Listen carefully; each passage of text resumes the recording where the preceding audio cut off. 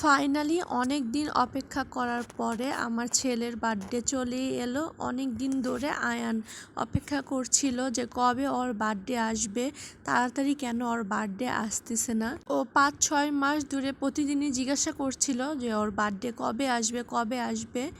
তো ওকে বলতেছিলাম যে সামনে তোমার বার্থডে আসবে, অনেকেরই বার্থডে এর মধ্যে চলে গিয়েছে, বলতেছে আমার বার্থডে এত পিছনে কেন, আসতেছে না কেন।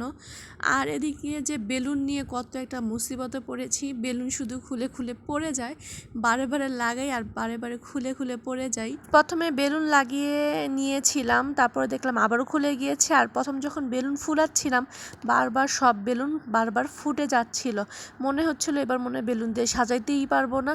তো এরপরে ফাইনালি সাজাতে পেরেছি।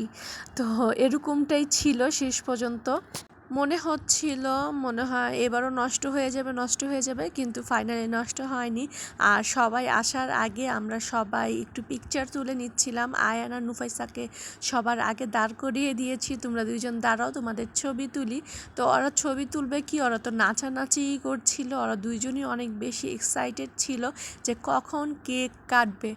আর নুফাইসা তো বলছিল যে এখনই কেক কেটে দাও, আমি কেক খাবো। তো ওকে অনেক বুঝিয়ে শোনানোর পরে ও রাজি হয়েছে যে পরে কেক কাটবে সবাই মিলে। এই তো ফাইনালি সবাই এসে পড়েছে, এখন হলো কেক কাটাকাটির পালা।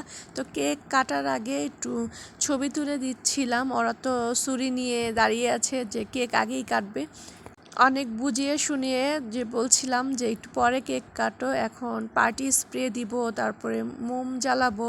তো ওরা অনেক বেশি এক্সাইটেড ছিল। আর এই জায়গায় মোম জ্বালানোর পরে তো নুফাইসা দৌড় দিয়েছে, ও একটু ভয়ই পেয়েছিল। আর দেখেন আয়ন কি পরিমাণ খুশি।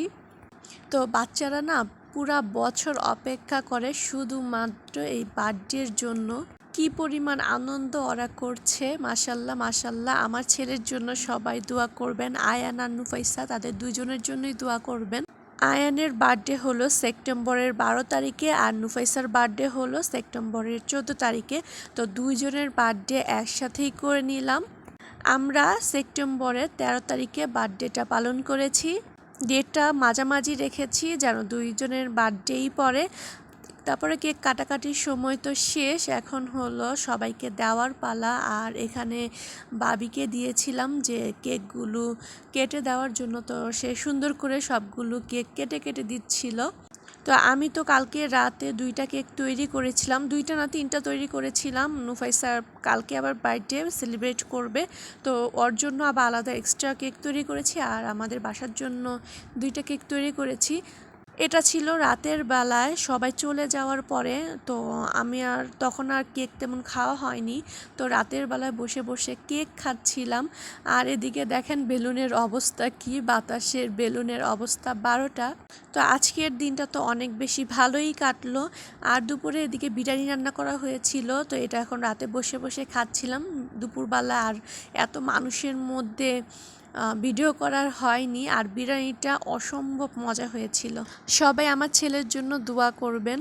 দেখতে দেখতে কিভাবে জানি 5 বছর চলে গেল, আস্তে আস্তে বড় হয়ে যাচ্ছে। আর এই সময়গুলো অনেক বেশি ভবিষ্যতে মিস করব। তো আমি প্রত্যেকটা সময়ই চাই ক্যাপচার করে রাখার জন্য, যেন ভবিষ্যতে আবার দেখতেও পারি। এই তো আয়নের বার্থডে ছোটোখাটো একটা ব্লগ, আশা করি ভালো লেগেছে। আজকের ভিডিওটা এই পর্যন্তই। আল্লাহ হাফেজ, আসসালামু আলাইকুম।